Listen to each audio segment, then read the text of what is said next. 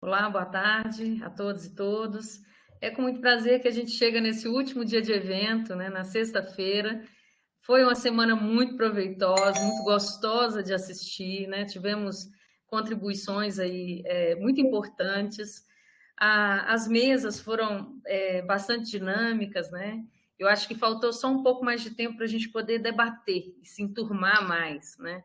Mas isso a gente pode pensar no próximo evento, no ano que vem, ao invés de manter a estrutura com 1h30 por mesa, da gente conseguir fazer como foi ontem, anteontem, né? Porque aí precisava mesmo do tempo para debate, que a gente fizesse 2 horas de mesa para cada uma, né? E aí a gente teria um alargamento aí da possibilidade do debate. Agradeço os convidados, agradeço a professora Clarice por estar aqui conosco, coordenando os trabalhos da mesa hoje, professora Isabela, da Uni, professor Rogério, do IFE do Sul de Minas, que a gente possa aqui compartilhar experiências, compartilhar vivências, né, com a comunidade, com o público atendido, nessa parceria que a universidade mantém sempre, né, não só de falar, mas de ouvir e de aprender com a comunidade que atende, né?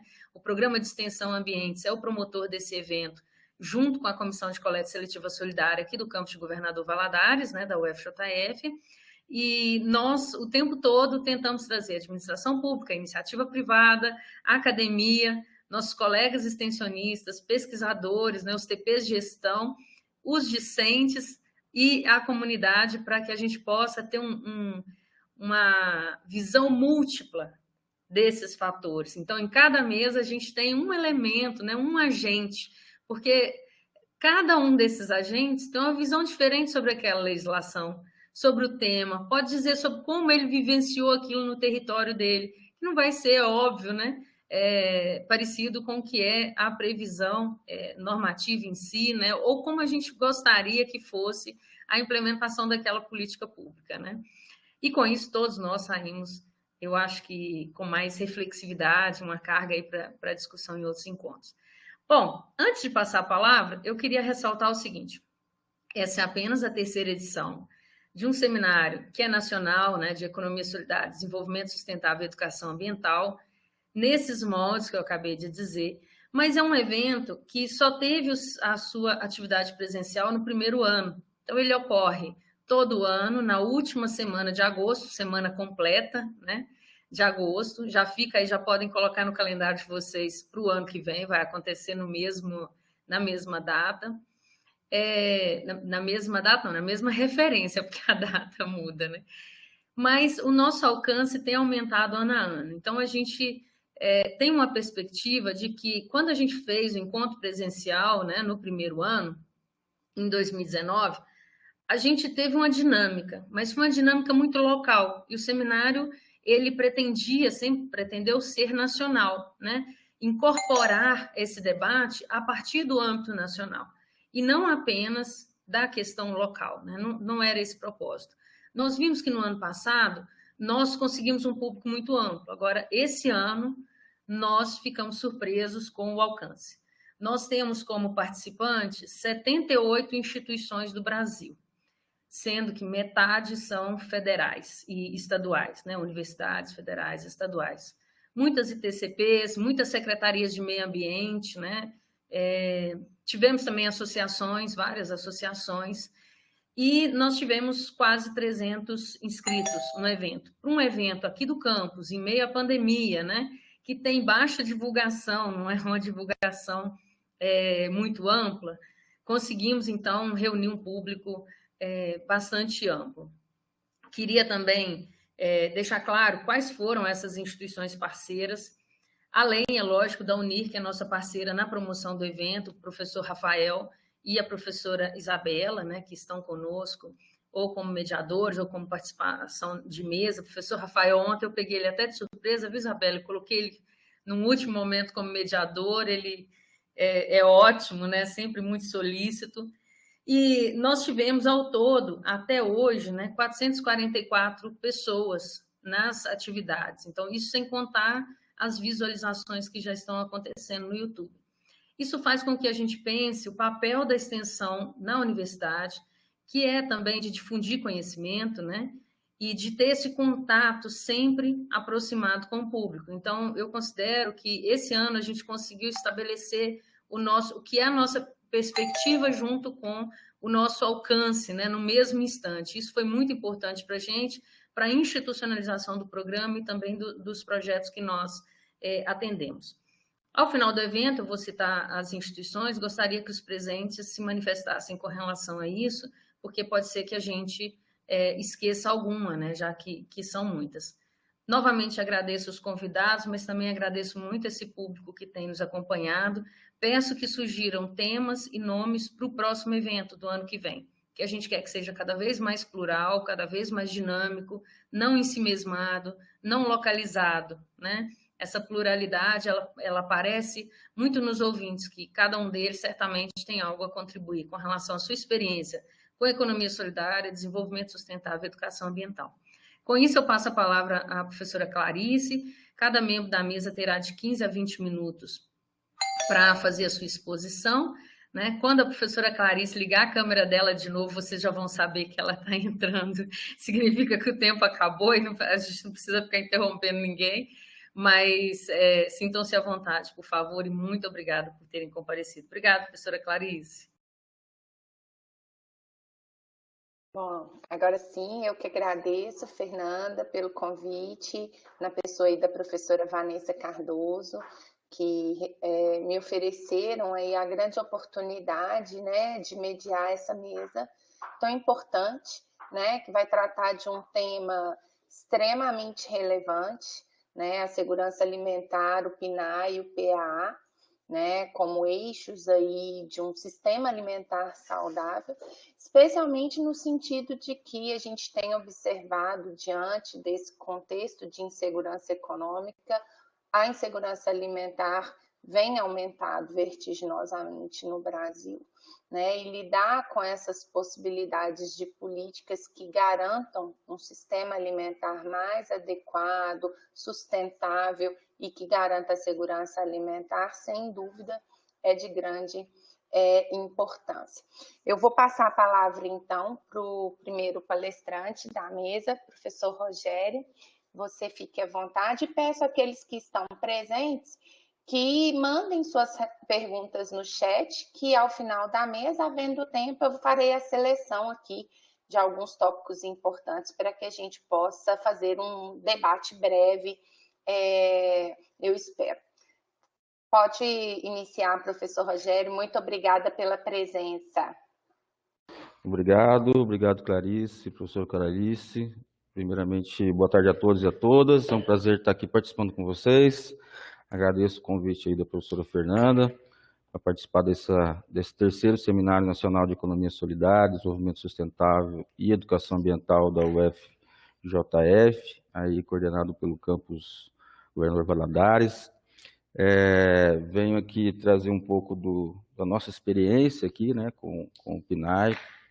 Meu nome é Rogério Hobbs, eu sou aqui do Instituto Federal do Sul de Minas, atuo com o PNAE desde 2014, quando nós iniciamos aqui no Instituto Federal a nossa execução, efetivamente com o PNAE, apesar do PNAE aí ser de uma longa data, mas aqui nós começamos essa discussão e execução do PNAE na rede federal, especificamente aí nos institutos aqui pelo IFSU de Minas a partir de 2014, quando eu atuava como coordenador de compras. Na verdade, eu sou mestre em desenvolvimento sustentável e extensão, mas atuo na parte de administração já há alguns anos aí na instituição.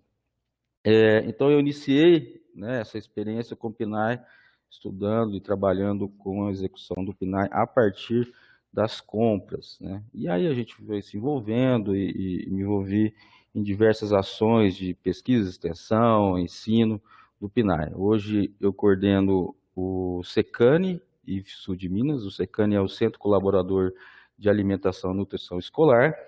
Esses SECANIs eles são vinculados ao FNDE, junto com as instituições federais de ensino, são 17 SECANIs no Brasil, né, onde o FNDE ele habilita essas instituições para que possa oferecer atividades de pesquisa, extensão, assessoria, capacitação relacionadas ao PNAE em todo o território nacional. Então, a maioria dos SECANs estão dentro das universidades federais, e nós, até o momento, somos o único SECAN que está no Instituto Federal, da qual eu coordeno desde 2017, na verdade. Bom, então eu vou falar um pouco aqui sobre o PNAE, sobre o que é esse programa, né, de alimentação escolar.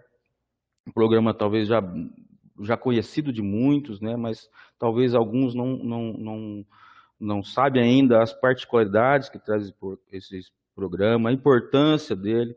Tenho certeza que muitos de nós já fomos beneficiados com ele, né? Todos nós que passamos aí nos bancos escolares públicos, aí, recebemos lá a nossa merenda na hora do intervalo e nem imaginávamos que fazia parte de um programa tão importante quanto é o PNAE.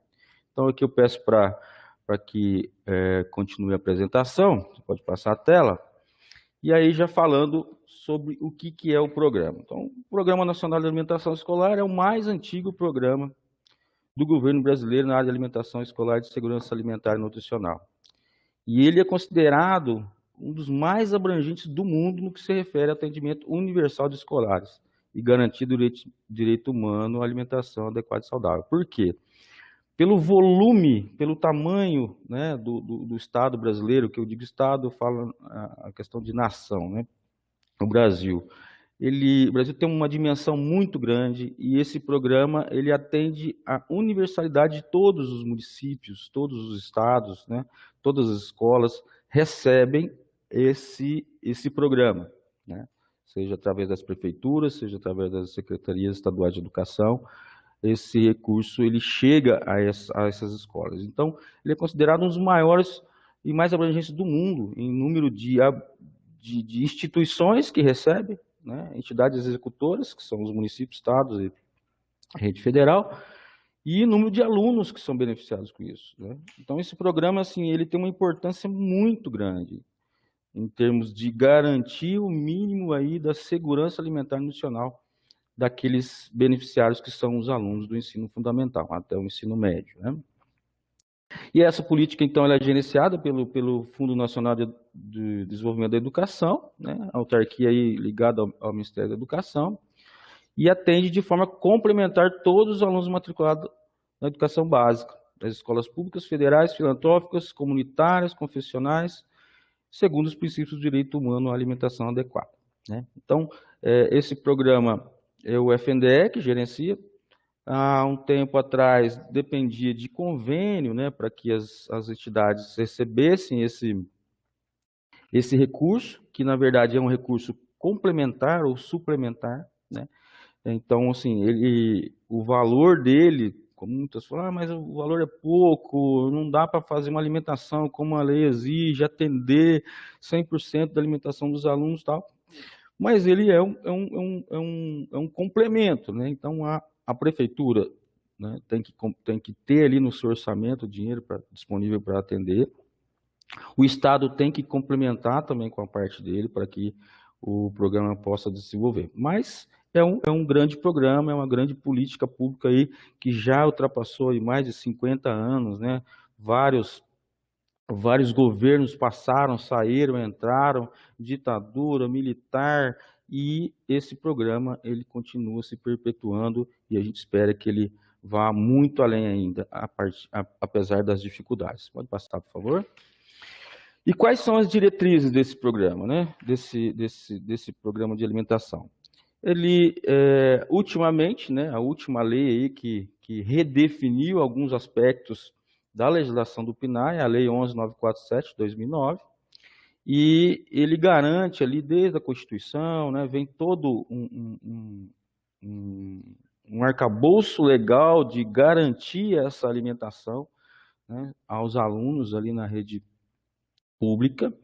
E na lei, no artigo 3º, ele fala que a alimentação é um direito dos alunos, né, e dever do Estado de ser promovida, né? Então, ou seja, não é uma faculdade oferecer ou não alimentação para os alunos da educação básica. É dever do Estado promover isso, né? Então, é dever do Estado garantir que essa alimentação seja fornecida adequadamente, na quantidade correta, né, respeitando todas as normas sanitárias, todas as normas jurídicas, não, nutricionais, né, que são definidas aí através das resoluções do FNDE, onde determina quais produtos são proibidos, quais produtos podem ser ingeridos, em que limite, em que quantidade, né? Dependendo da modalidade de ensino, da idade dos alunos, enfim. Então, é um dever do Estado garantir isso. Então, o gestor que está ali à frente da escola, o diretor, a prefeitura, o prefeito, ele tem que garantir esse direito aos alunos.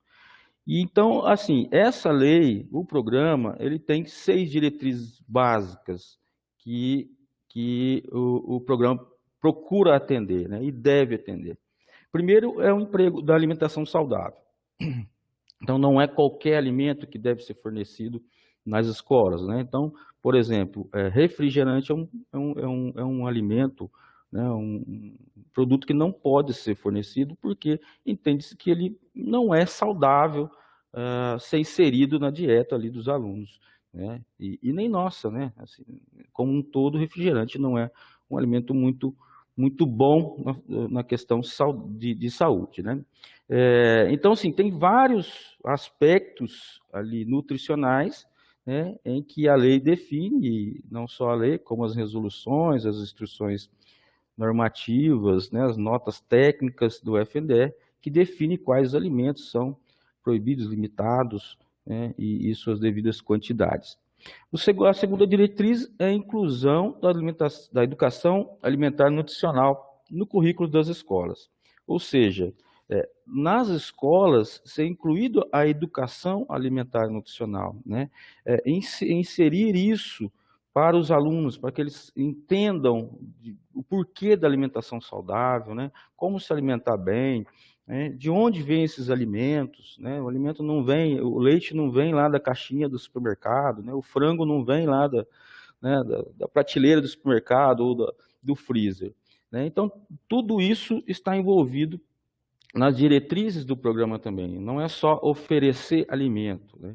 Tem toda essa necessidade de se inserir também a educação alimentar e nutricional nos currículos das escolas, seja através de programas de extensão, seja através de programas pedagógicos, projetos, enfim, uma diversidade aí de possibilidades podem ser utilizadas para que a gente faça, né, essa educação alimentar e nutricional ser desenvolvida nas escolas. A terceira diretriz é a universalidade. O que é a universalidade? É o atendimento a todos os alunos da rede básica de educação, né, até o ensino médio.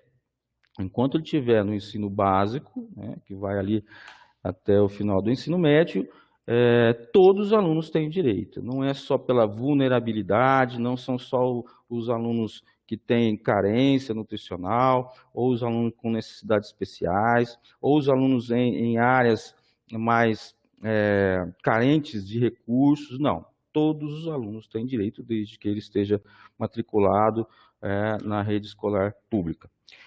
Controle social, é um ponto muito importante do programa também, que traz a participação da sociedade no controle desse programa, né? Então, aí através dos conselhos, os conselhos de alimentação escolar, que nós costumamos chamar de CAI, são constituídos esses conselhos, daqui a pouco eu vou falar mais um pouquinho, a comunidade escolar, a comunidade social daquele ambiente, daquela entidade executora, ela controla todo o procedimento de execução do programa. Seja se estão utilizando os recursos adequados, se os alimentos que estão sendo fornecidos são os alimentos corretos, né? Se está faltando, se não está faltando, é uma diretriz que traz a participação da sociedade no controle da política pública, que é muito importante. Muitas vezes a gente tem políticas que a sociedade não consegue participar efetivamente.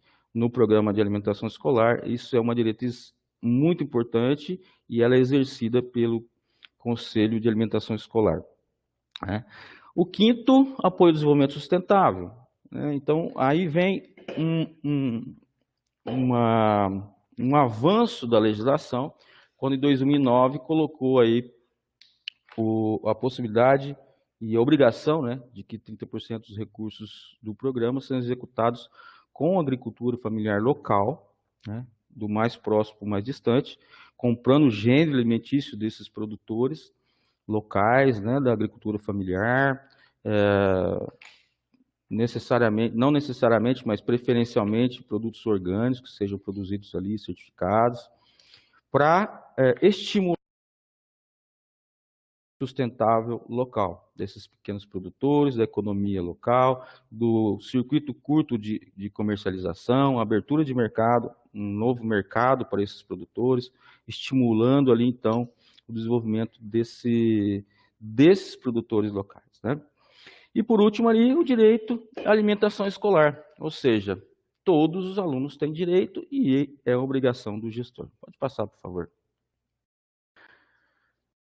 Bom, aqui só alguns números do PNAE, né? Como a gente colocou ali, que é um dos maiores programas do mundo em abrangência. Aqui tem alguns números aí até 2020, dos últimos 5 anos.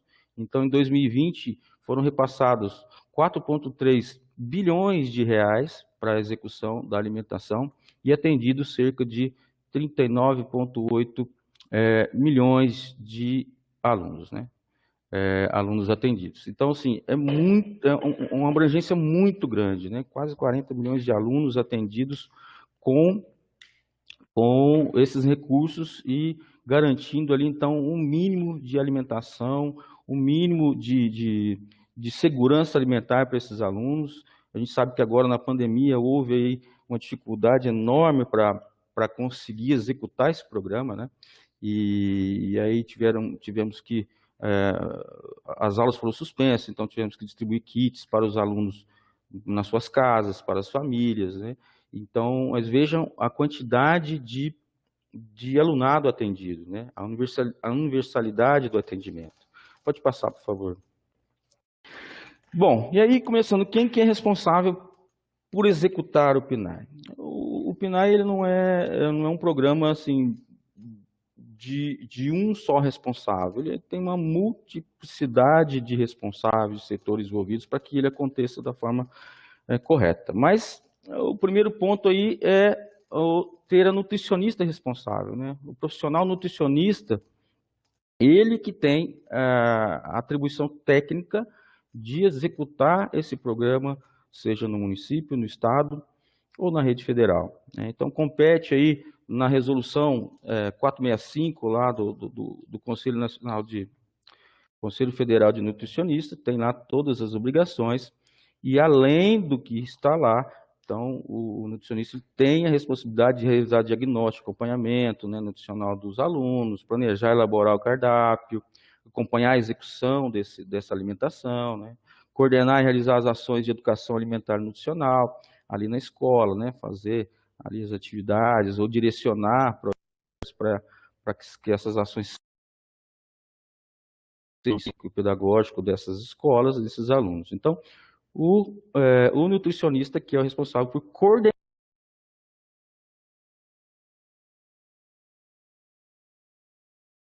Bom, parece que travou. Rogério, deu umas 3 travadas curtas, mas nada que tenha impedido. Oi. Agora parece... voltou? Voltou? Isso, ok. Tá ok? Então, às vezes eu relei a mão aqui. Bom, então compete ao nutricionista a responsabilidade técnica, né, de coordenar toda essa execução do PNAE. Pode passar, por favor?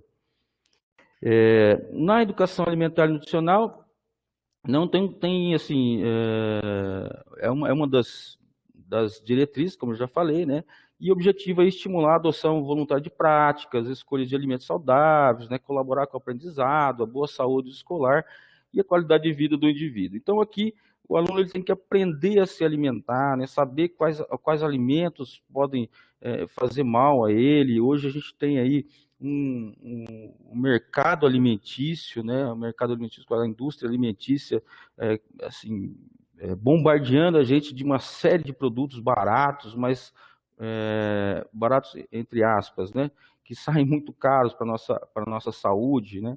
deixando aí muitas doenças em virtude dessa alimentação, muito açúcar, né, muito sal, muito corante, muito produto ultraprocessados, né, que para o paladar ele é muito saudável, né, saudável assim, atrativo, mas na nossa saúde ele é muito prejudicial.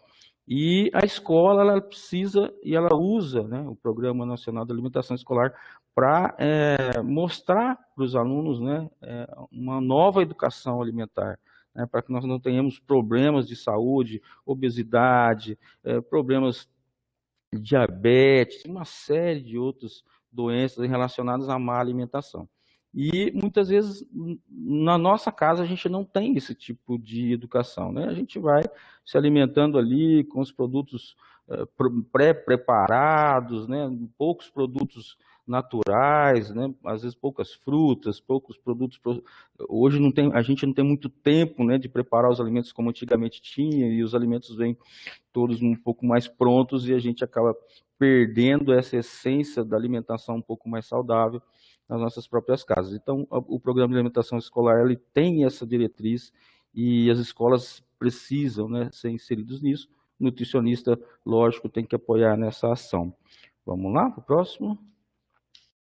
E aí uma grande mudança que houve em 2009, com a nova lei do PNAE, né, ela traz que dos recursos repassados para a alimentação escolar, no mínimo 30% tem que ser adquirido do produtor da agricultura familiar, né, o pequeno produtor da agricultura familiar, comprado direto dele, né? Então, beneficiando aí do mais próximo por mais distante. Então, se tem um produtor que vai participar da chamada pública ali, da dispensa da licitação, né, como diz o artigo 14 aí, essa compra ela pode ser dispensada do procedimento licitatório, sendo realizado um chamamento público, a gente chama chamada pública da agricultura familiar para compra desses alimentos.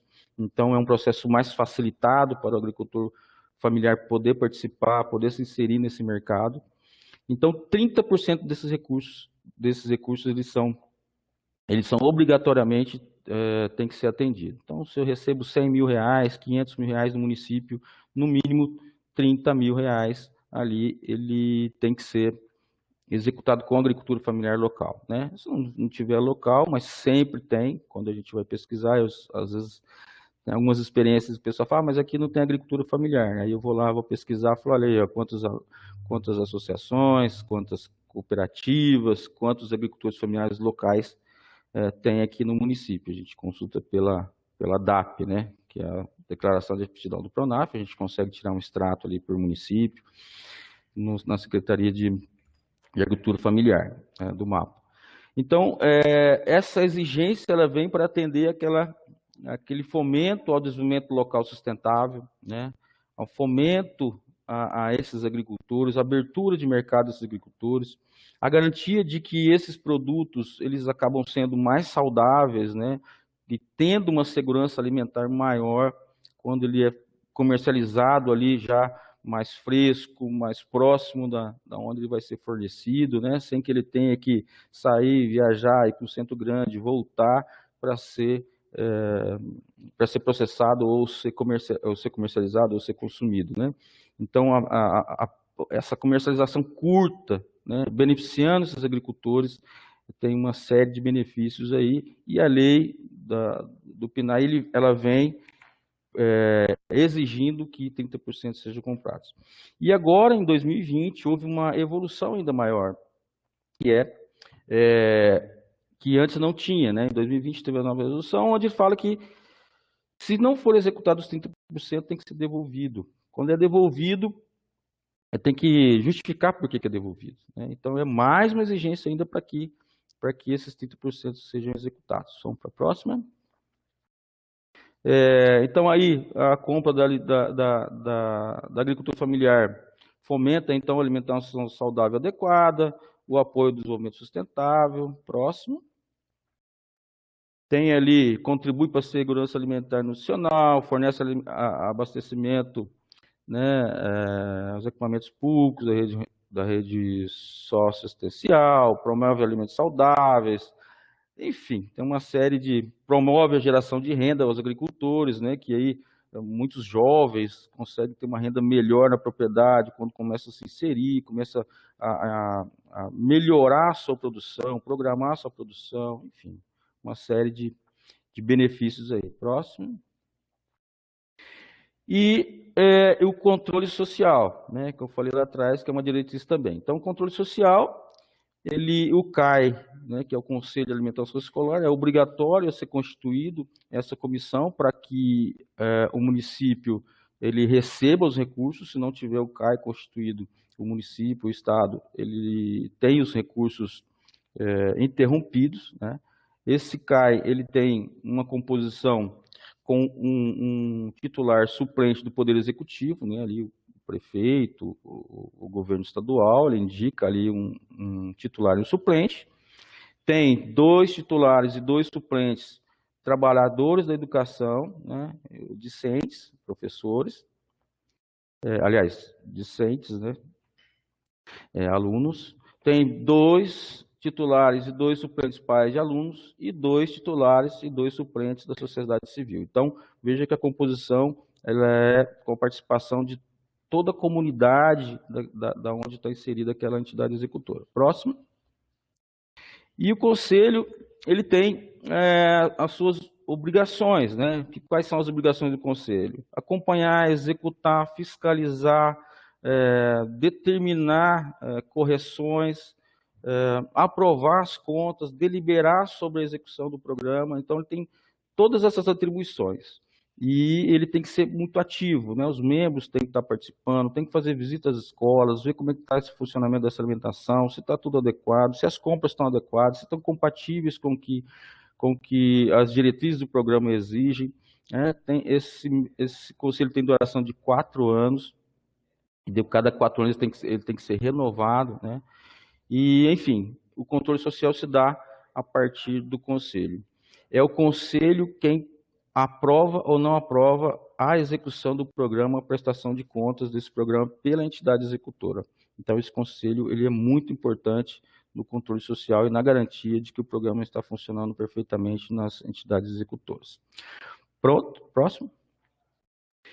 E a prestação de contas, né? Como funciona? O FNDE tem um sistema que chama SIG-PC.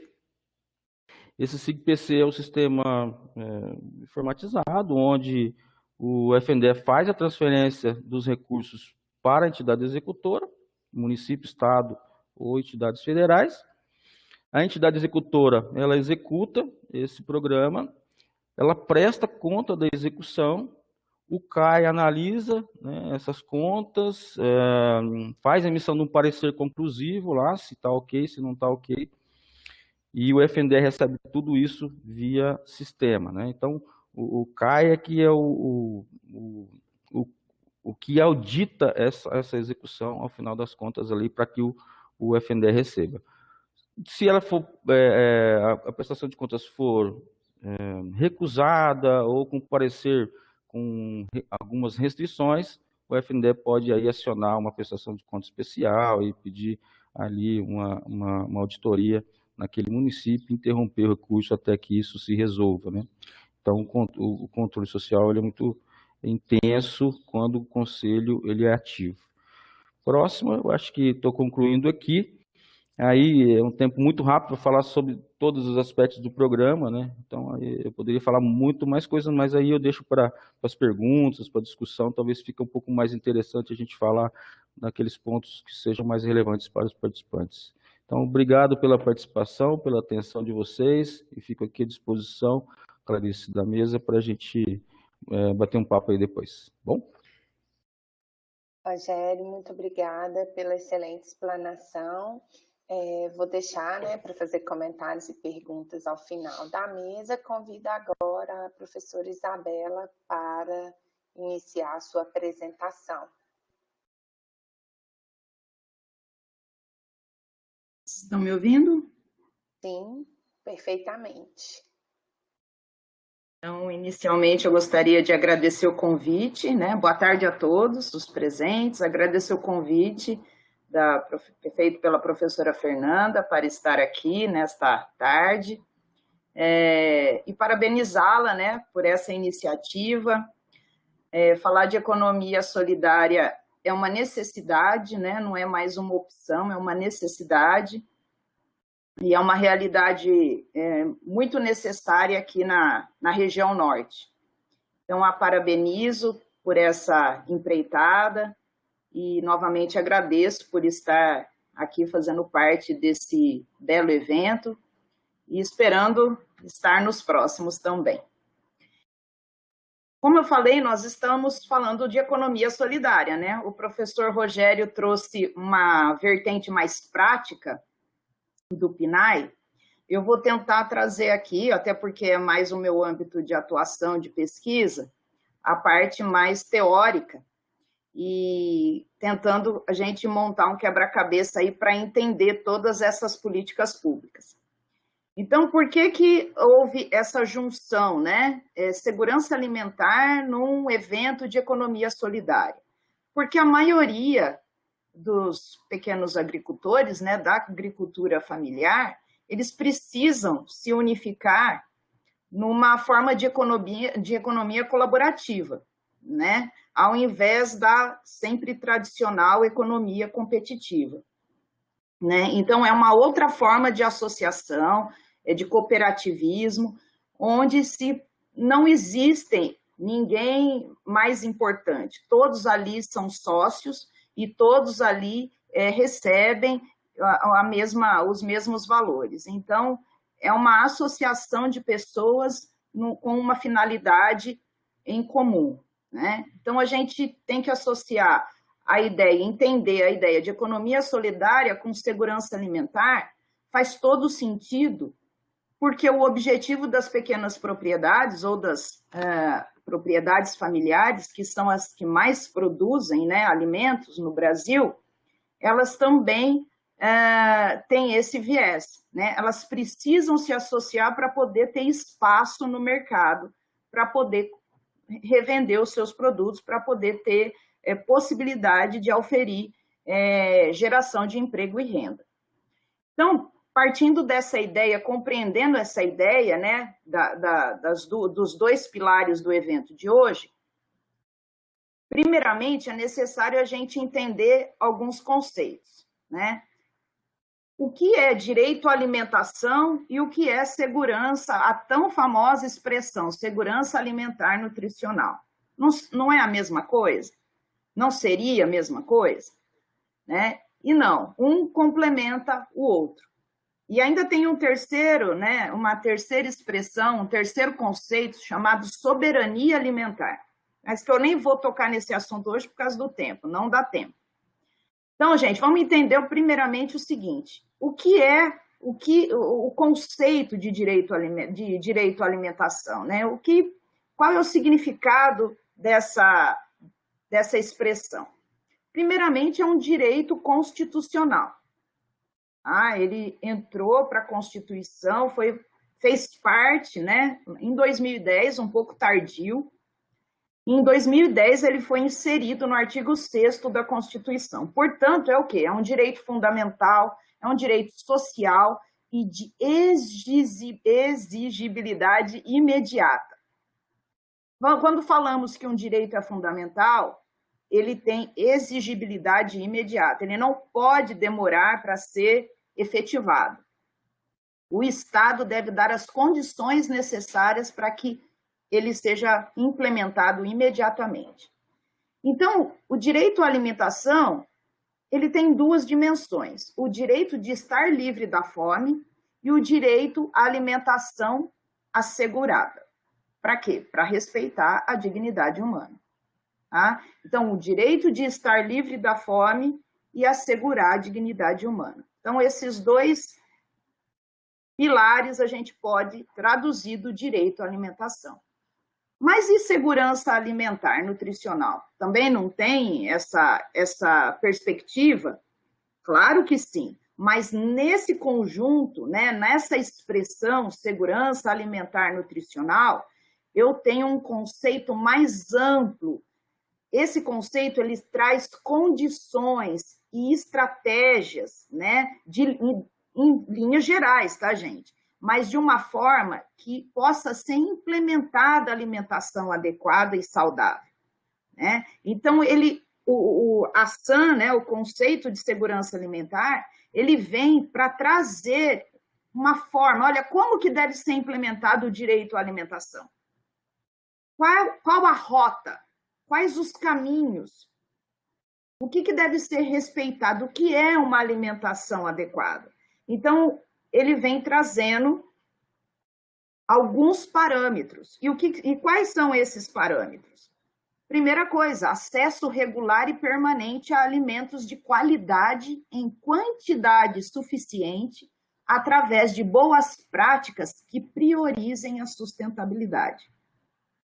E também o respeito à cultura regional, enfim. Aqui eu estou sintetizando.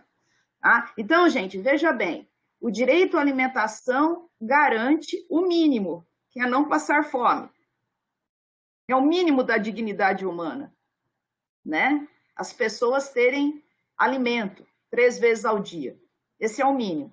Aí vem o conceito de segurança alimentar e fala de uma forma mais detalhada. Olha, é acesso regular, não é de vez em quando.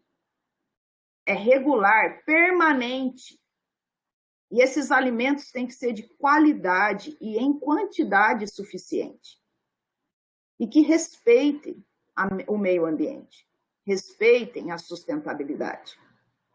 Então, obviamente, o conceito de segurança alimentar é o contrário disso, né? É todas as práticas que não respeitam essa especificação do conceito de segurança alimentar.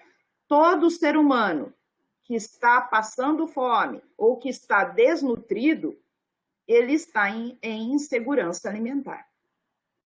E aqui vale lembrar uma coisa que geralmente muitos esquecem.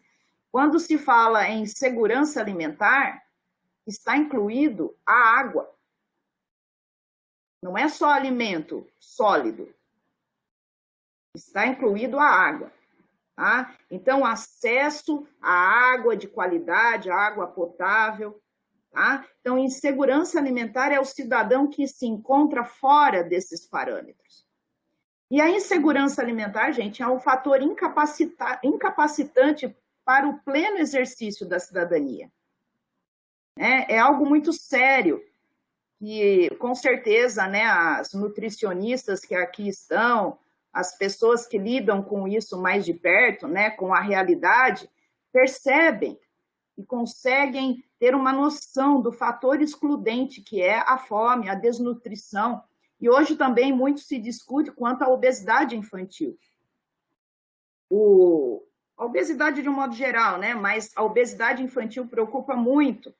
Então, também é outro fator de insegurança alimentar.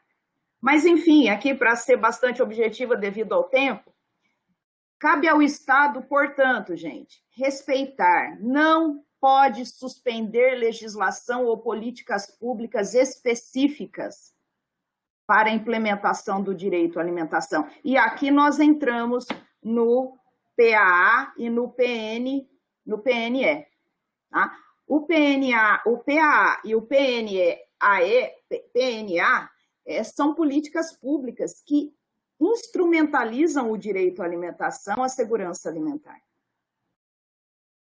Então, teoricamente, né, na teoria jurídica, de acordo com o princípio do não retrocesso, essas legislações não podem ser suspensas.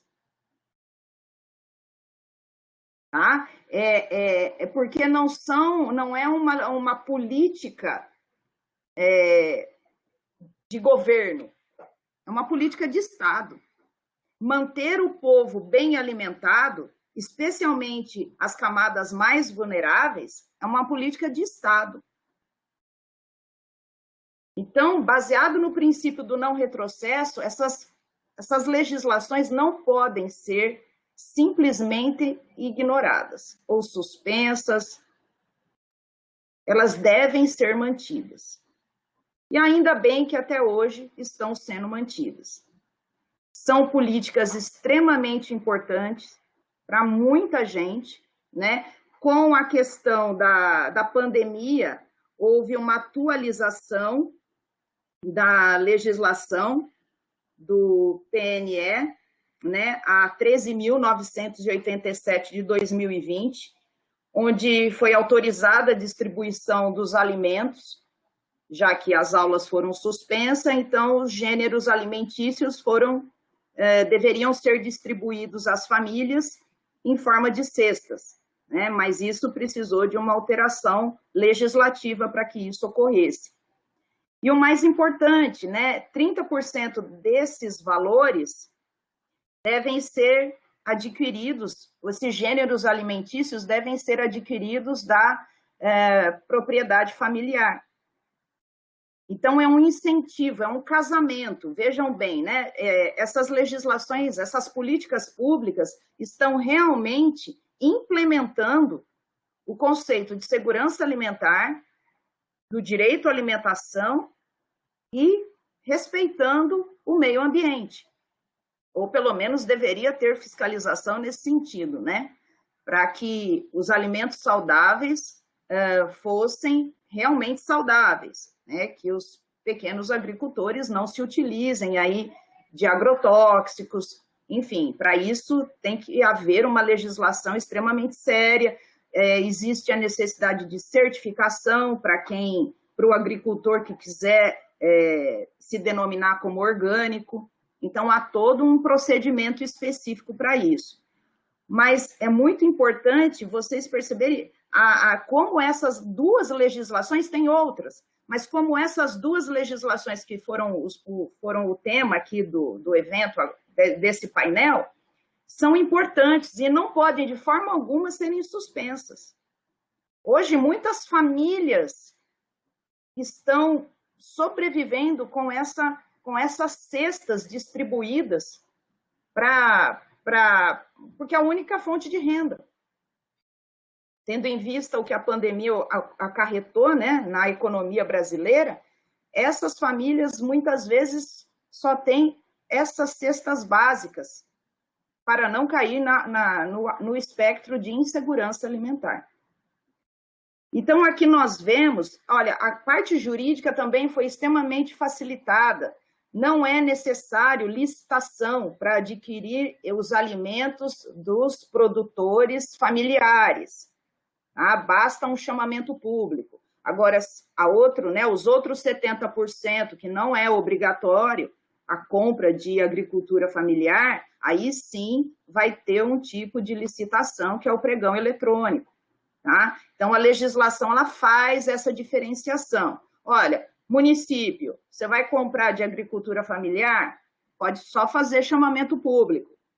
Você vai comprar dos produtores de mercados tradicionais, necessário a licitação através de pregão eletrônico. Entretanto, né, é muito importante, é um caminho, gente, é um passo extremamente importante para a implementação do direito à alimentação, né? Mas vejam bem, a agricultura familiar só começou a ser devidamente reconhecida em 1990, né? Ela foi considerada um setor importante social e político a partir de 1990. E isso ocorreu devido aos movimentos sociais, através da constatação da importância desse setor para a economia nacional. Mais de 70% dos estabelecimentos agropecuários são de agricultura familiar. Então, é muito importante essas duas legislações. Porém, eu gostaria de trazer uma experiência, assim, não é nem experiência, informações práticas aqui de Rondônia. E também do que eu encontrei no site, né? O valor repassado para o ensino fundamental e médio, não sei se está atualizado, tá, gente? Porque não tinha data, mas independente se foi ano passado, retrasado, eu acho que dá para a gente conseguir ter um parâmetro. Olha só, o valor repassado pelo governo federal para o PNAE, ensino fundamental e médio, são 36 centavos por criança, por aluno. Ensino de jovens e adultos, 32 centavos. E para aquelas escolas que possuem ensino integral, R$ 1,07. Então, aqui, não é óbvio, volto a dizer, a legislação é importante, mas há um longo caminho ainda a ser melhorado, né? Essa porcentagem de 30%, também eu tenho uma visão, um olhar mais crítico, eu acredito que deveria ser maior, se não a totalidade, né? Talvez a totalidade não seja possível, talvez a agricultura familiar não possa fornecer todos os produtos, né, para a merenda escolar, para as creches, para os hospitais públicos, enfim. Talvez não consiga atender toda a demanda da sociedade, mas a maior parte desses valores, né, deveria sim ser destinado à compra de produtos da pequena propriedade familiar. Esses valores repassados são irrisórios, né, mas é o que consta no site, se não me engano, do site do próprio PNAE. Então, nós temos ainda um longo caminho para avançar, né? Para avançar no tocante à implementação no direito à alimentação, mas implementar também para avançar no incentivo à economia solidária. Há ainda uma falta de vontade política na implementação desses dois pilares do direito, das camadas sociais mais vulneráveis, né? Então, eu encerro aqui a minha fala, deixando essas reflexões, né, para a gente debater daqui a pouco, e gostaria muito de ouvir os colegas e os que estão nos assistindo hoje, sobre essas ponderações, né? Porque, no meu entendimento, há muito ainda a se avançar para que a gente possa concretizar e solidificar a economia solidária e o direito fundamental à alimentação num país que está passando por uma crise sem precedentes, né? Dos últimos anos, aí é a maior crise que o Brasil está enfrentando, e muitas famílias estão padecendo do mínimo necessário. Agradeço novamente e coloco-me à disposição para responder os questionamentos. Muito obrigada. Professora Isabela, muito obrigada pela fala. Eu tenho uma série de comentários aqui que eu anotei, mas vou deixar, né, para um momento oportuno. Mais uma vez, muito obrigada. Então, gostaria de convidar agora, nesse momento, para se reunir conosco e fazer a sua apresentação, a Scarlett. Scarlett, boa tarde. Clarice, Scarlett Oi. se encontra como ouvinte. Ela vai precisar do Scarlett. Tenta falar, Scarlett. Eu acho. Ok. Agora sim, apareceu o microfone. Ótimo. Isso, deu certo.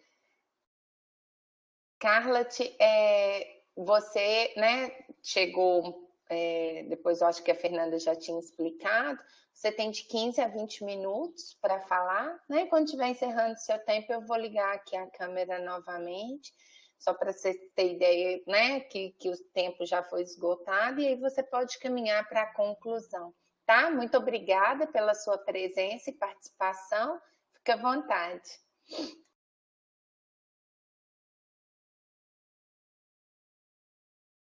Está sem som. Liga o microfone, por favor.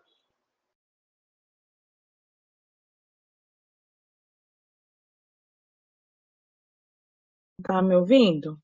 Sim, tá ótimo. Boa tarde, pessoal. Com muita alegria, né, de estar aqui nesse espaço, nesse momento tão rico, né, de informações, e poder compartilhar um pouco também, né, do trabalho que a gente vem fazendo no PENAI, né, aqui na região, trabalhando com o PENAI, com os assentamentos de reforma agrária, nosso, do MST.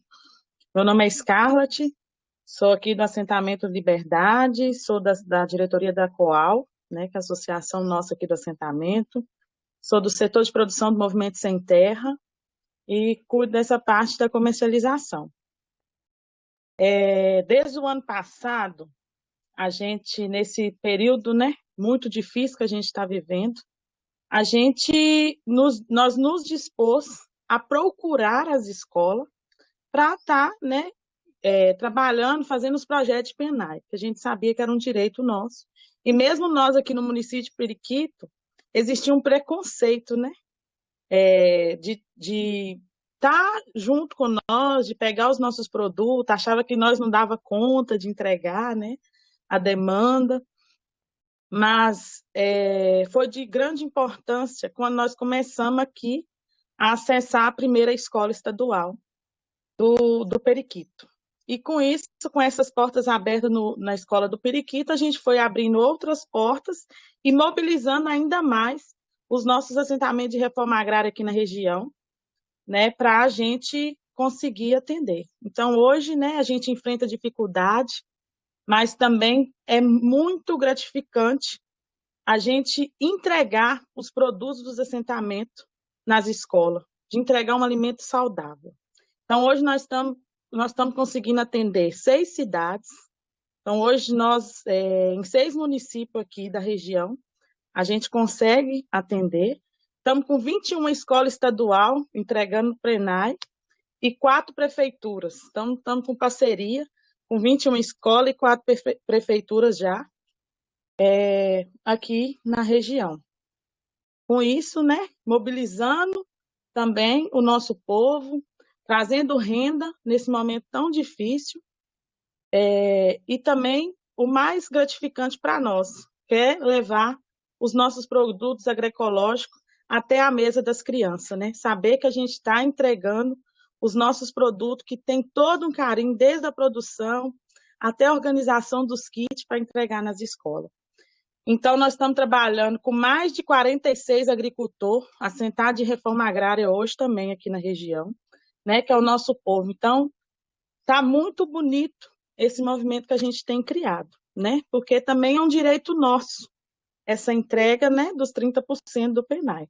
Tem escola hoje que a gente já está conseguindo entregar mais do que 30%. Então, quando a gente consegue um diretor ou um secretário né, da agricultura, um secretário da educação, que compreende o processo e que valoriza, né, tanto os assentados do município e também, de forma geral, acredita no nosso projeto de reforma agrária, da produção agroecológica, isso é muito gratificante, porque as portas se abrem, fica mais fácil, né, o diálogo, fica mais fácil entender que nós não produzimos batata inglesa, mas nós temos a batata doce, né, que dá para substituir. Como que a gente adapta o cardápio à realidade do agricultor e do município, à realidade que tem, né? Então, quando o diretor, o secretário, tem essa visão e consegue ter essa abertura, tudo vai ficando mais fácil, né? Então, mesmo aqui, que é uma região conservadora, mesmo em Valadares, que nós conseguimos acessar 19 escolas, que é um município, né, conservador, que tem preconceito mesmo com nós, assentado de reforma agrária, tem preconceito com o nosso movimento, a gente nós estamos conseguindo abrir a porta. E temos cada vez mais buscado mostrar para eles que nós temos condições de entregar os nossos produtos e produto com qualidade. Né? Então, assim, a gente às vezes vai entregar produtos, né? Isso eu vi uma realidade que agora que eu estou começando a trabalhar com as escolas de Valadares. Eu estava só com os 2 municípios pequenos, que era NAC e Periquito. Mas a gente vê que a agricultura, uma parte dos agricultores que tinha acessado o PENAI dentro do município de Valadares, eles estavam atravessando o produto do SEASA. Então, quando a gente chega com o nosso produto agroecológico, e que é nós que produzimos, né? O tamanho é diferente, né? Pode ser que aí logo o servidor fica espantado, né? Como assim? Eu não quero essa banana.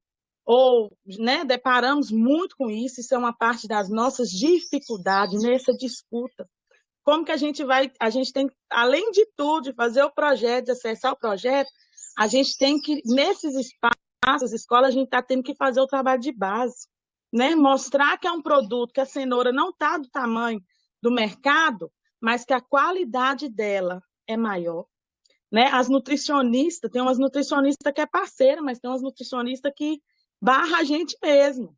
Então, a gente tem buscado, né? Nós temos paciência de fazer o trabalho de base, porque é isso que a gente mais aprende, e aí a gente tem feito esses diálogos. Então, às vezes, as maiores barreiras nossas, nem, por exemplo, nas escolas estaduais, nem tem sido com a Secretaria de Educação, mas sim com o servidor, com o diretor que está lá na ponta, com a TB, com a nutricionista, né? Então, essas dificuldades a gente também encontra, mas tem sido de grande e suma importância. A gente está acessando, né, o projeto do PENAI.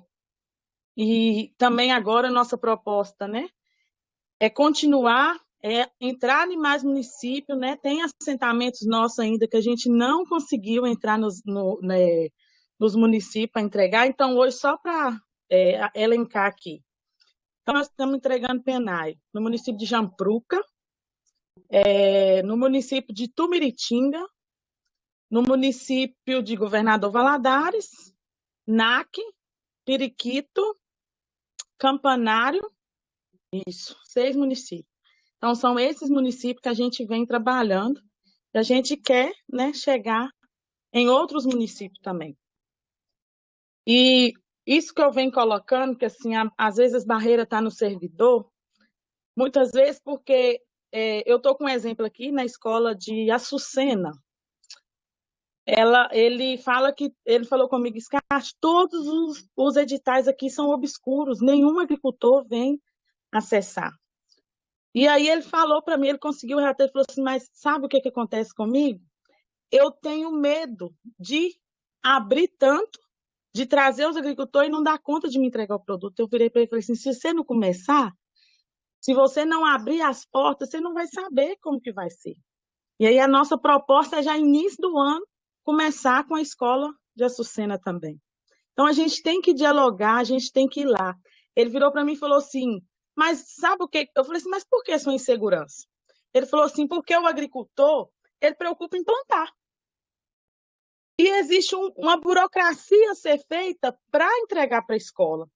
Eu estou assim, mas se você não começar, você não vai saber se vai dar certo. Porque lá no meio do agricultor, tem um filho do agricultor que consegue fazer essa parte. A gente tem que abrir as portas.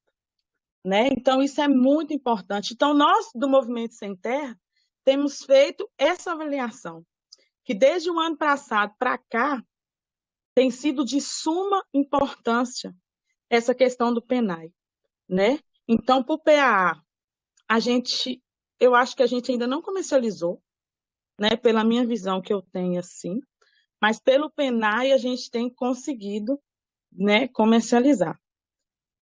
Eu acho que é um pouco isso, se vocês querem que a gente fale um pouco mais. Eu trouxe 20 minutos, né? Eu acho que eu falei bem pouquinho, mas eu acho que é um pouco isso mesmo, essa questão da importância que tem sido, tanto também financeira. Eu acho que eu não falei isso aqui. Quando nós pagamos o primeiro PENAI o ano passado para os assentados, e eles viram que o preço da mandioca, né, que aqui no assentamento o pessoal busca uma caixa de mandioca de 30 quilos por R$15, e eles conseguiram receber a mandioca a R$4,50 o quilo. E aí eu sei que teve um agricultor que aí eu fiz o pagamento dele, ele virou para mim e falou assim, mas Scar, que tanto de dinheiro é esse? Eu entreguei só 100 quilos de mandioca. Aí a outra tinha entregado 11 molhos de cebolinha. Ela falou assim, ela tá assim, mas deu esse tanto de dinheiro, aqueles 11 molhos de cebolinha, minha filha? Falei, sim, deu. É porque o valor é outro, né? É mais gratificante. Então, do ano passado para cá, a produção também aumentou nos assentamentos, né? Aquela vontade, aquele anseio de produzir, aumentaram também, porque viu que tem um meio de comércio, né? Hoje, nosso povo entrando no assentamento está assim, ó, eu estou produzindo lá para vocês venderem para nós. Né? Então, isso já está virando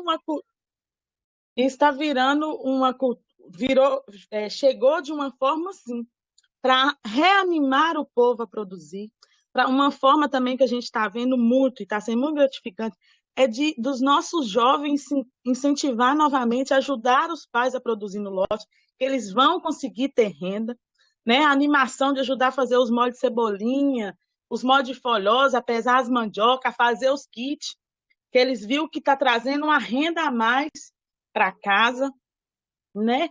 Então, mesmo nesse processo de venda, os penais, nós do Movimento Sem Terra conseguimos, nesse período de pandemia, doar produção também na cidade, doar alimento. Então, né, todo essa movimentação que tem se dado é muito gratificante, né? Então, até para as doação aumentou a produção, às vezes, igual a escola parou agora em julho, né, nesse processo de férias dos 15 dias, e aí não pegou, não fizemos kit, né? Entregamos kit final e não tinha kit, mas as hortas estavam cheias de produção, então doou para asilo, doou no centro da cidade, né? Doou para o povo. Então, isso também é um papel e um princípio nosso do movimento, que a gente sempre incentiva os nossos assentamentos, né, a estar fazendo esses trabalhos solidários. Então, o PENAI e, né, a cesta agroecológica que a gente entrega na cidade, então isso tudo tem movimentado, né, e deixado também que nós mostrar para os nossos jovens aqui da roça que é possível ter renda aqui, que não precisa, né, ir lá para a cidade, basta fortalecer aqui e buscar o mercado. Então, as nossas áreas que às vezes nessa região nossa que é seca, que ficava bem focada no gado, eu tiro por aqui em casa, que a gente focava no gado mesmo, na produção de leite, e hoje a realidade é outra, a gente está preocupado em produzir alimento e não faltar produto nenhum para entregar para as escolas, né? No início a gente não produzia beterraba, agora estamos produzindo beterraba, porque é uma realidade que a gente precisa de entregar lá na escola, que está no cardápio das crianças, que precisa. Então, hoje nós temos desfocado mais dessa produção do leite, porque chega um período desse aqui, a gente não conseguia ter renda, porque vem a seca, né? Então, o leite, ele acaba, e hoje não, hoje a gente já nem preocupa, porque é o foco nosso, os focos dos assentamentos, está voltado de novo para a produção, uma produção sem veneno, né? Uma produção agroecológica, e nessa preocupação, tanto de produzir, gerar renda, tanto também de preservar o meio ambiente, né? No nossa produção agroecológica, no modelo de SAF, né? Dos sistemas agroflorestais.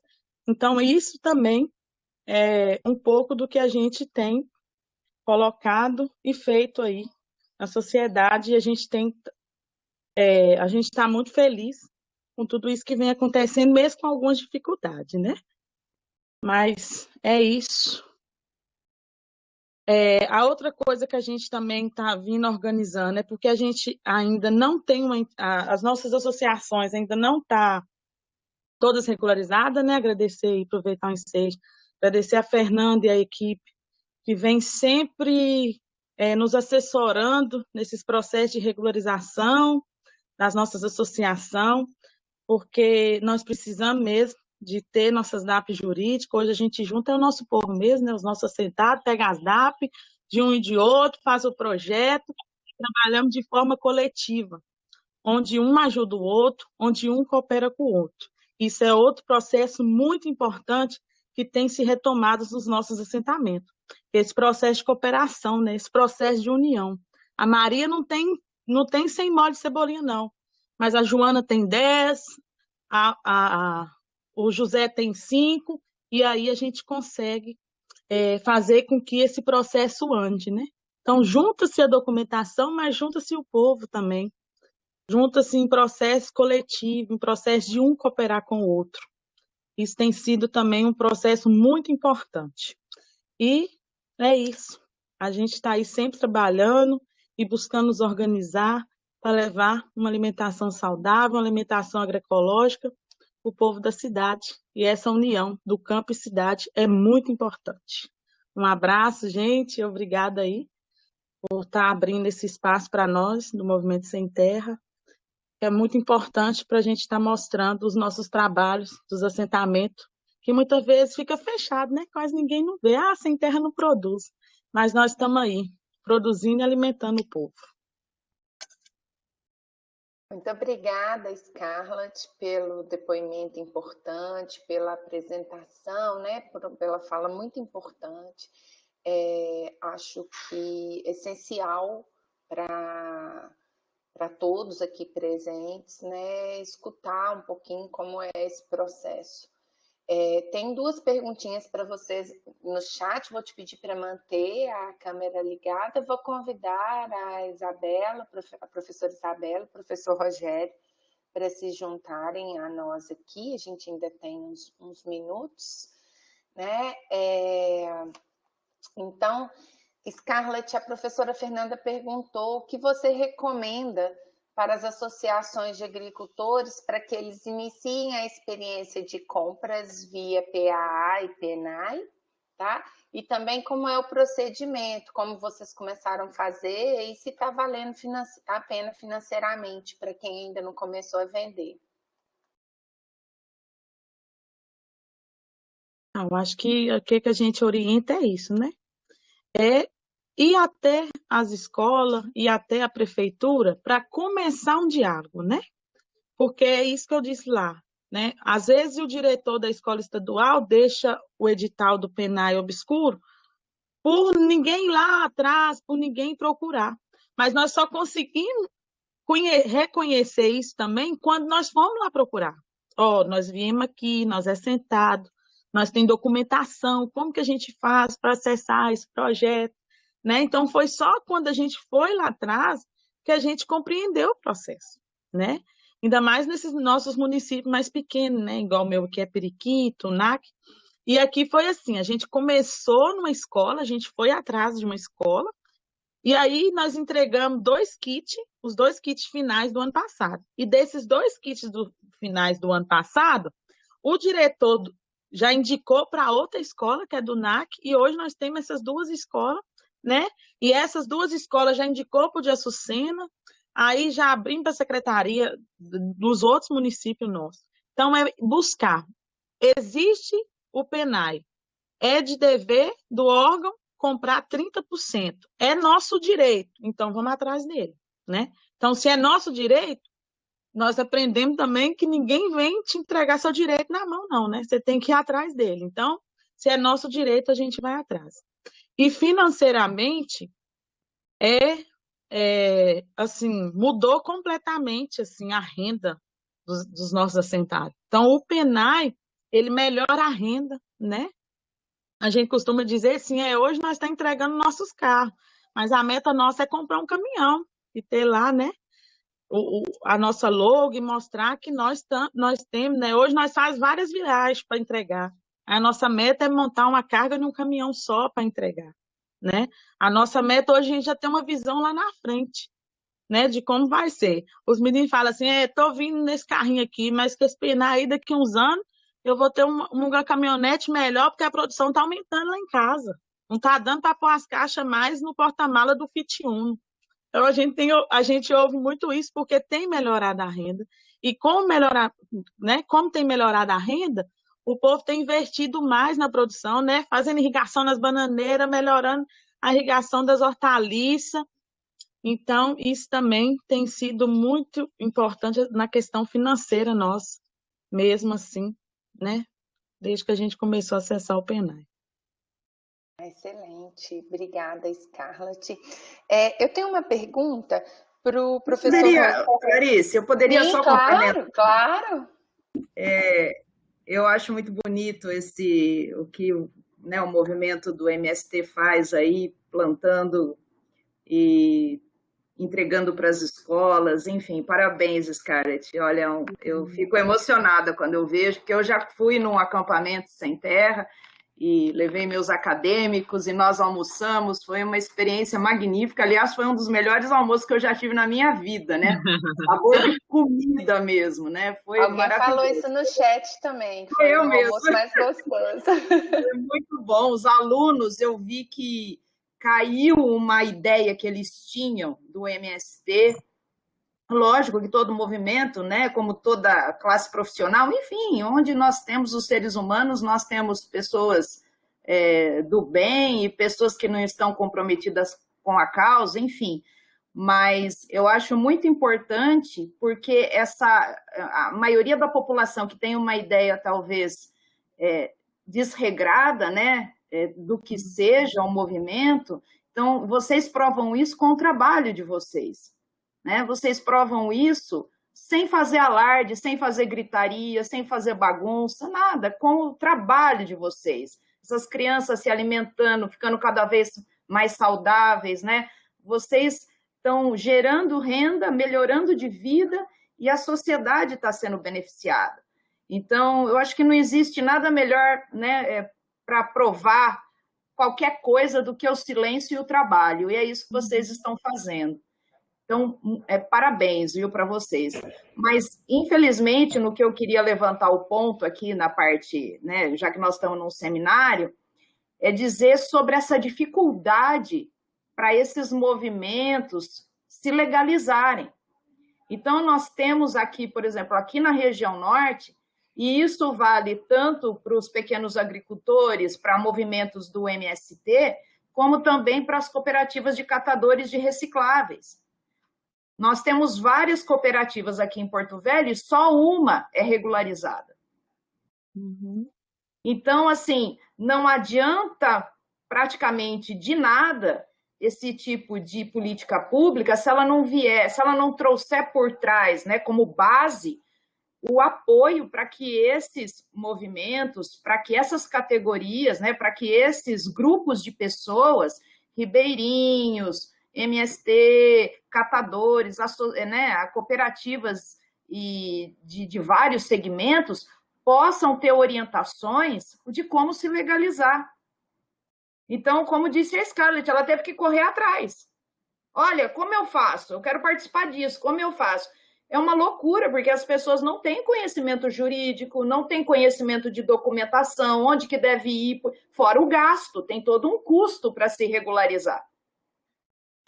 Custo de cartório, com vários tipos de gasto. Então, a ajuda precisa ser completa por parte do governo federal, né? Essa legislação, como eu disse na minha fala, é extremamente positiva, mas ela precisa avançar, né? E ela precisa vir dando esse suporte para esses grupos, para essas associações que querem se regularizar para poder fazer uso das políticas públicas. E até mesmo conseguir financiamentos em banco. Uma coisa está atrelada à outra. A legislação ela vai se atrelando, ela vai montando um quebra-cabeça que, se faltar uma peça, você não consegue ir para frente. Né? Então, assim, aqui na região norte nós temos essa realidade. Né? Muitas associações cooperativas que não podem participar de nenhum certame, de nenhuma chamada pública, porque não são regularizadas. E nós, da universidade pública, que poderíamos ajudar, né, os vários cursos, direito, administração, também não tem a infraestrutura necessária para poder chegar nessas comunidades. Então, é muito complicado. A situação na prática ela é muito complicada para você efetivar, fazer acontecer, vamos dizer assim, no bom português. Né? Nós temos docentes, nós temos discentes dispostos a colaborar, a ajudar essas associações, mas a gente não tem, como universidade pública, a menor infraestrutura para tal. Né?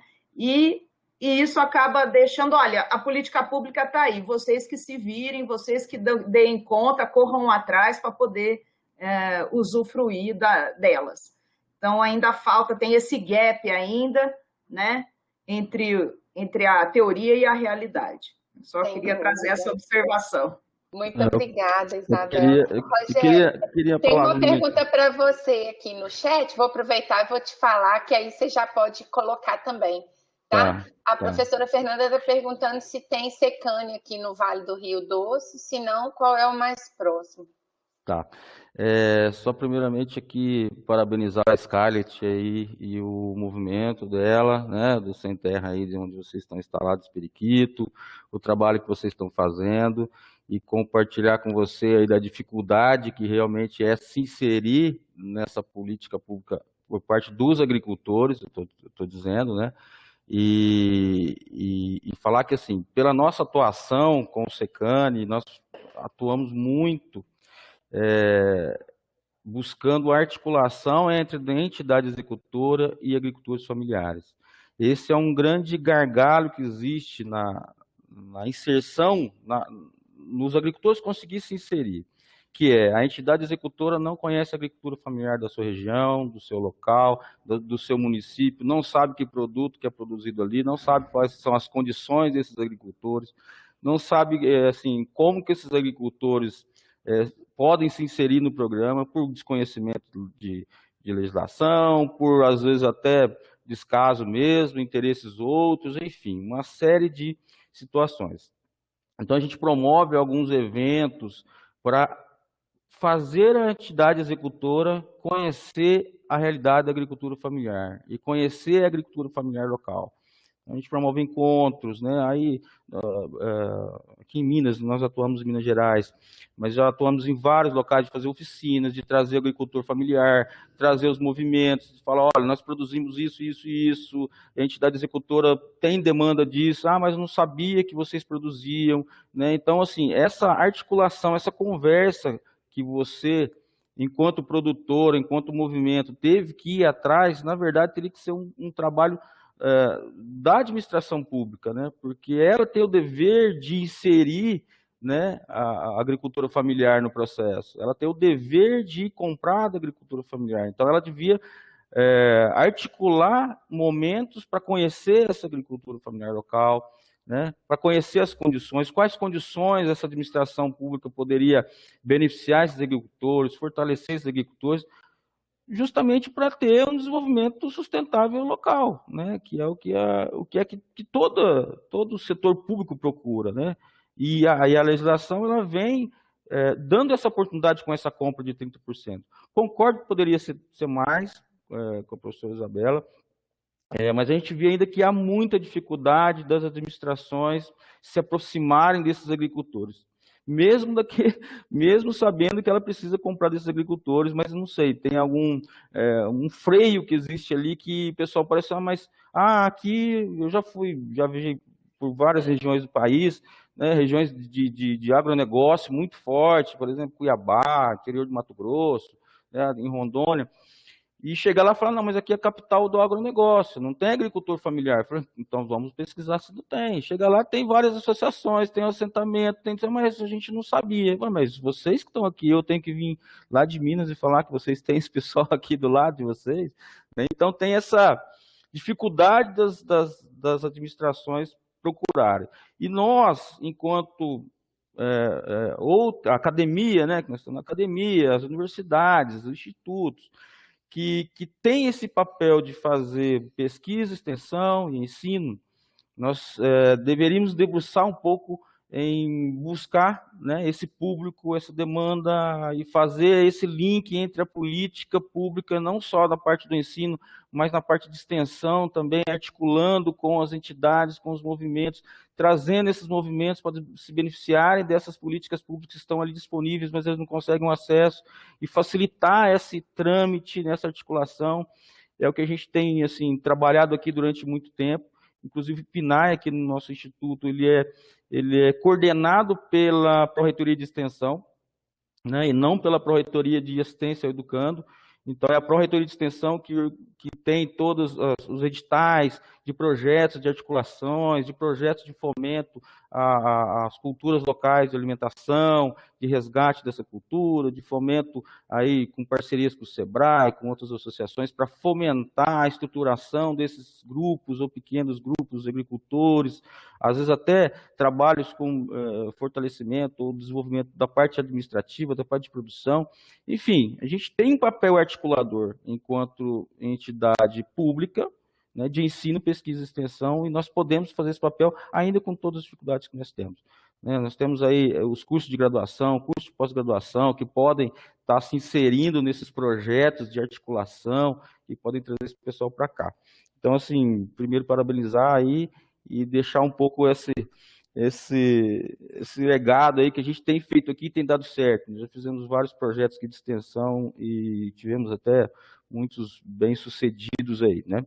Em relação ao SECANI, são 17 SECANIs no Brasil, tá? Alguns estados não têm SECANI, agora esse ano teve um edital que abriu agora para inserir, a ideia é que o FNDE tenha um SECANI em cada estado, mas alguns estados não têm. Minas Gerais nós temos 2 SECANIs, o IF Sul de Minas, nós estamos sediados aqui em Inconfidentes, no extremo sul de Minas, e temos o SECANI da Universidade Federal de Viçosa.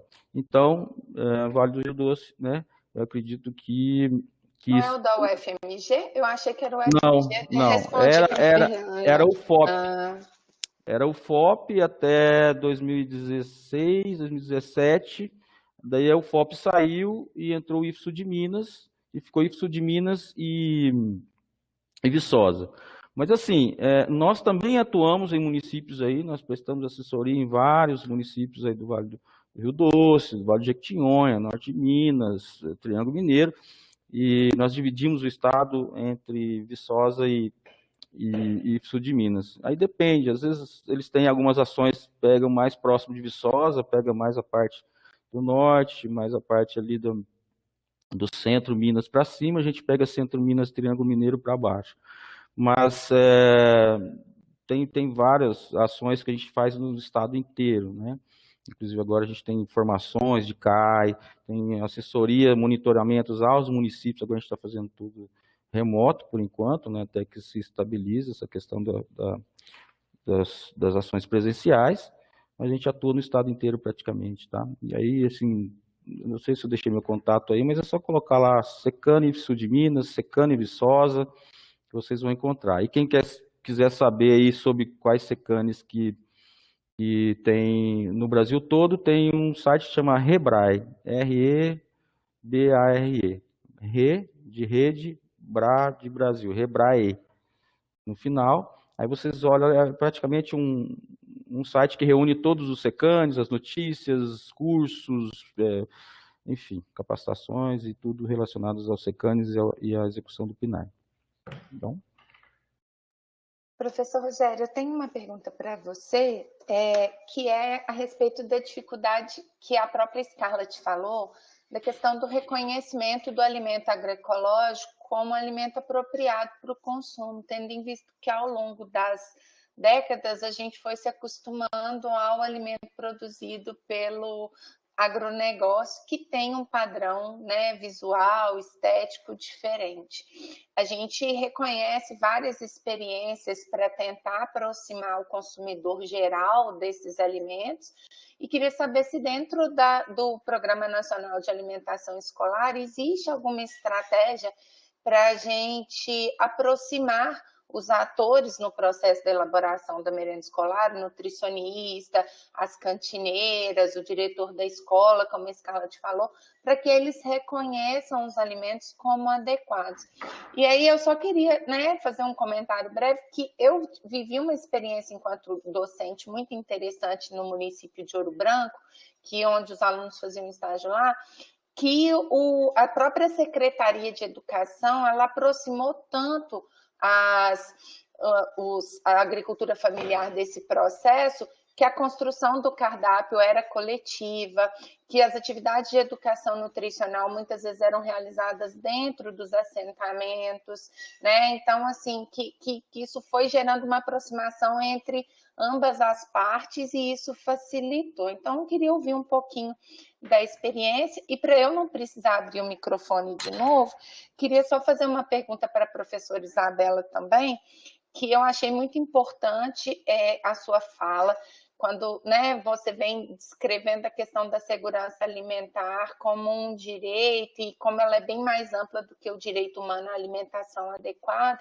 e a gente sabe que nesse período de instabilidade econômica, que a balança ela pesa, né, à medida que a economia ela sente, a insegurança alimentar e nutricional aumenta vertiginosamente, e que às vezes a gente ainda se depara, né, com o discurso de que a fome, né, ela está associada necessariamente à magreza, o que a gente sabe que é uma mentira, né? E a insegurança alimentar necessariamente ela se manifesta com a fome, o que a gente sabe que também não é assim, né? Então, a fome ela é a última expressão da insegurança alimentar, mas a gente vivencia e consegue observar várias famílias em situação de insegurança alimentar leve ou moderada que já apresentam dificuldades. E eu queria ouvir de você como que vocês têm vivenciado essa experiência aí na região norte nesse período. E além do PNAE e do PAA, né, se você reconhece outros programas que podem estar auxiliando aí dentro dessa situação atual. Muito obrigada. Bom, professora Isabela, quer ir primeiro, melhor, né? Pode ir, professor. Pode Tá, ir. vamos lá então. Primeiras damas, né? Em relação a essa desmistificação da qualidade do produto da agricultura familiar, assim, não tem uma ação especificamente para isso. O que tem é que todas as nossas ações e todos os nossos eventos e todas as nossas falas, nós encontramos, né, essa mística de que o agricultor familiar é ruim, é pequeno, é fora de padrão, tal. É justamente pelo fato de não conhecer a realidade da agricultura familiar. É justamente por não conhecer que é o próprio produtor que produz e que entrega. Ele não compra no Ceasa, isso não vai ser selecionado numa máquina que custa não sei quantos milhões para fazer a seleção daquele produto, né? Que a semente dele muitas vezes é uma semente crioula, que é uma semente que ele mesmo produz, que tem o tamanho não é o tamanho padrão do mercado, de bitola, de não sei o quê, classe A, extra e tal. E aí ela deu o exemplo da cenoura, e eu costumo dar o exemplo da cenoura, que eu falo assim, quando eu estou com as nutricionistas e nesses eventos, eu falo, ok, vamos lá, então tem lá a cenoura da agricultura familiar, né, que vem um pouco pequena, um pouquinho torta, tal, e tem a do padrão lá da licitação, que vem aquela cenourona grande e tal. Você vai pegar as duas cenouras e vai fazer o que com ela? Eu vou fazer salada. Ok, o que você vai fazer para fazer salada? Eu vou ralar ela.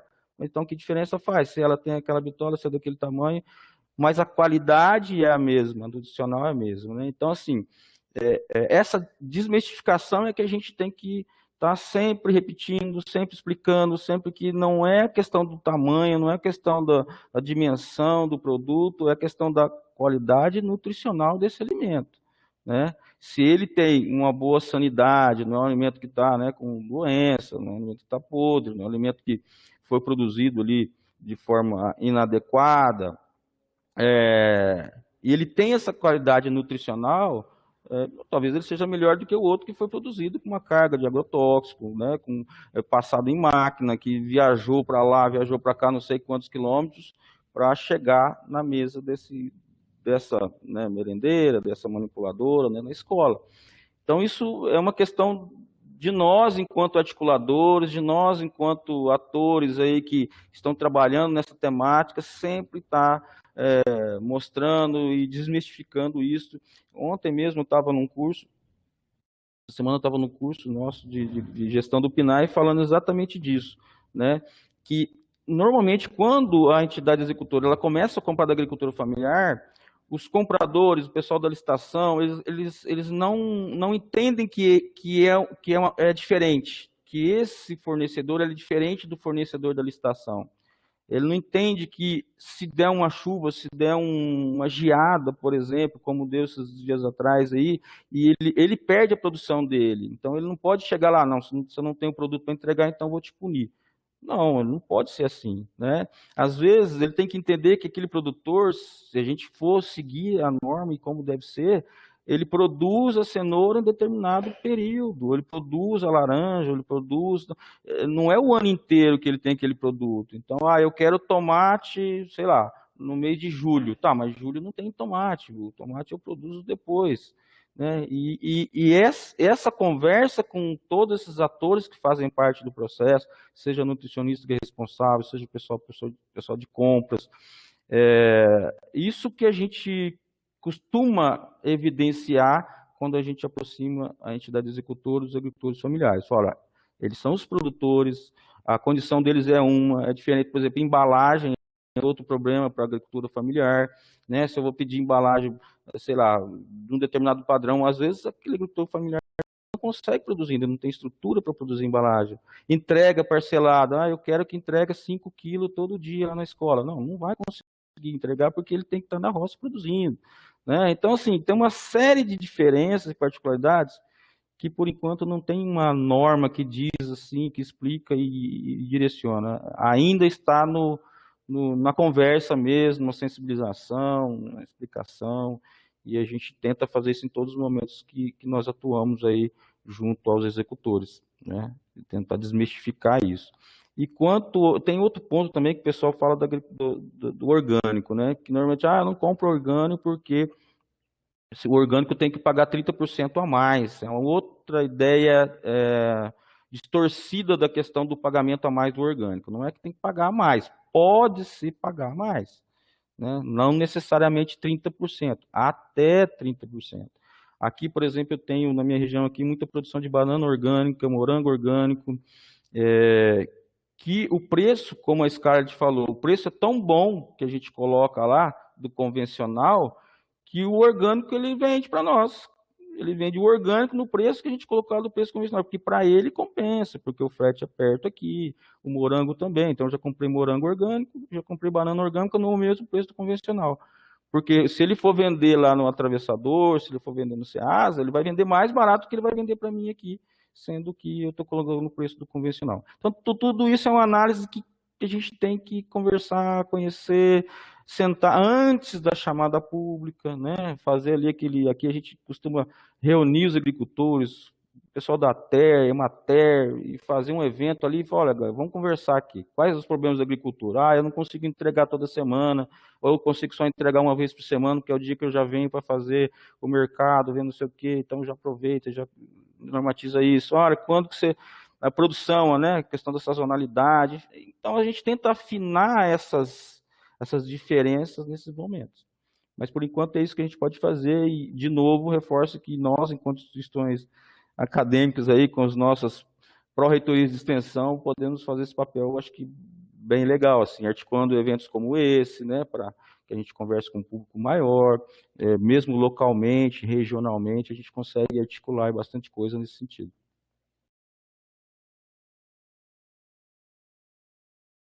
Sou eu agora.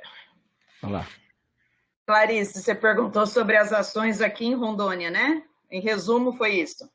Então, nós temos algumas iniciativas, né, dentro da universidade, tentando colaborar junto com a cooperativa de catadores aqui de Porto Velho, a Catanorte. Então, é um projeto até do professor Rafael também, no qual eu colaboro. O professor Rafael participou ontem aqui do evento. Então, a gente tenta, né, com muito ânimo, aí, com muita vontade, fazer essa ponte, né, de extensão com a Catanorte, com a Vila Princesa, que é o bairro lá onde eles se localizam. E, então, nessa atividade extensionista, né, a universidade trabalha nesse perfil. E a parte de políticas públicas, o que nós temos aqui em Rondônia é o projeto Prato Fácil, no qual a prefeitura conveniou, através de licitação, ela fez convênio com alguns restaurantes para que estes oferecessem refeições a R$2. Então, tem esse projeto municipal da prefeitura, chama Prato Fácil. E aí as pessoas podem se alimentar pagando R$2, ou no local, ou levando para casa. Esses restaurantes são espalhados, pela cidade, mas com preferência, né, para os bairros mais necessitados. E outro projeto também muito interessante do governo do estado é a cedência de horas-máquinas para os agricultores familiares, os pequenos agricultores. Então, a prefeitura, mediante um agendamento, ela oferece as máquinas, né, que muitas vezes o pequeno agricultor não possui, para fazer terraplanagem, enfim, para utilizar na sua produção, ali na sua plantação. Então, a prefeitura cede esse maquinário para que os agricultores possam utilizar e produzir, né, fazer a sua produção. Então, acho um projeto bem interessante, tendo em vista que realmente são equipamentos caros. Então, ela cede mediante um agendamento, e o Prato Fácil, que entrou em vigor final do ano passado, começo desse ano também. Então, são duas propostas que nós temos aqui em Rondônia no momento, mas, assim, os municípios mais, né, afastados já ficam com uma demanda prejudicada, né? Aqueles distritos que ficam ao longo do Baixo Rio Madeira, no Alto Rio Madeira. Então, são comunidades pequenas e que já não conseguem ter esse acesso, né? Como é que vai levar esse maquinário para emprestar para esses produtores? Então, tem toda, né? A região norte tem uma logística de geografia muito específica e que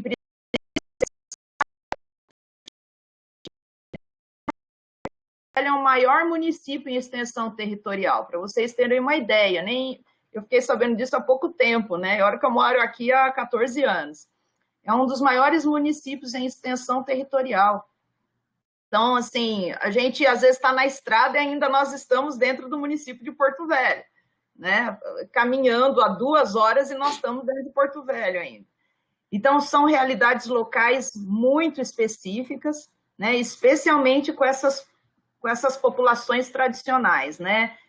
Baixo Rio Madeira, o Alto Rio Madeira, então, onde se planta muita melancia, muito abacaxi, né? Aqui nós temos uma produção de frutas assim espetacular, mas com muita garra, com muita vontade que esses produtores estão aí enfrentando essas adversidades, porque muitas vezes os programas governamentais, infelizmente, não conseguem chegar até essas comunidades mais distantes.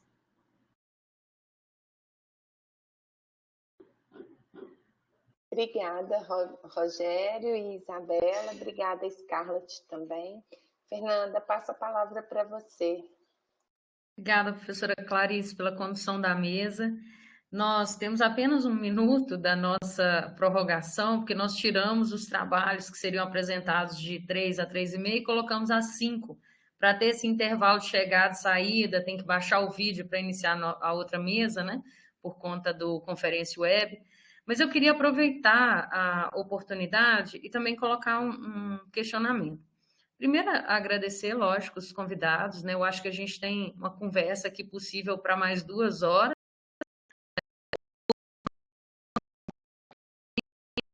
Agora em fazer lives via Instagram, ao vivo, para pegar um público diferenciado, né?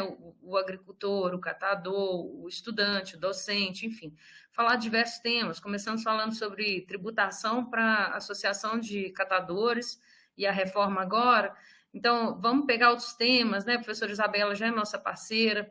Queria convidar Rogério para a gente fazer parceria também aqui com a UFJF e o IFE do Campo Sul de Minas. Já falei com o professor Sérgio Pedini, né, que abriu o evento com a palestra na segunda-feira, e a gente estreitar esses laços de cooperação. Bom, eu queria lembrar aqui que do relato da Scarlett, a Scarlett faz parte da ACOAL, do Assentamento Liberdade. Nós atendemos 7 associações de assentamentos do MST aqui no entorno. Por exemplo, tem aqui o Osiel, né, sendo representado pela Teresina Sabino, que vai estar na próxima mesa, que não é atendido pelo programa, é nosso parceiro, amigo, mas não demandou nada do programa ainda, né, pode vir a ser, mas os demais são de diversos assentamentos aqui do Vale do Rio Doce.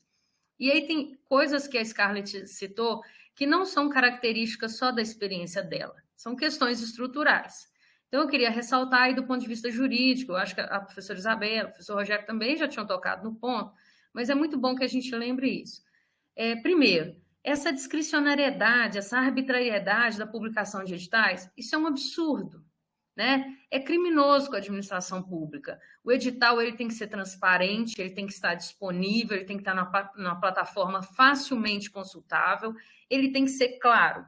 E esse é um subterfúgio muito utilizado para impedir o acesso à política pública.